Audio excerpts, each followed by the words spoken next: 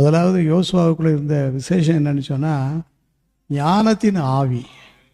ஞானத்தின் ஆவி, ஞானங்கிறது வேற, ஞானத்தின் ஆவிங்கிறது வேற.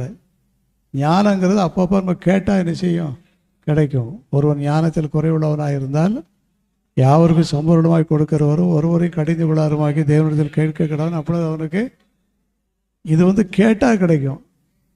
கேட்கலைன்னா அன்றைக்கி அந்த ஞானம் செயல்பாடு வித்தியாசமாக இருக்கும். ஞானத்தின் ஆவிங்கிறது நம்ம மூச்சு மாதிரி. ஞானத்தின் ஆவிங்கிறது பெர்மனண்ட்டாக நம்மளோட கூட இருந்துக்கிட்டே இருக்கும். இப்போ நமக்கு ஞானமும் வேணும், ஞானத்தின் ஆவியும் வேணும். உபாகமம் 34வது அதிகாரம், உபாகமம் 34வது அதிகாரம் 9வது வசனத்தை வாசிப்போம். மோசே நூனின் குமாரனாகிய யோசுவாவின் மேல் தன் கையில் வைத்த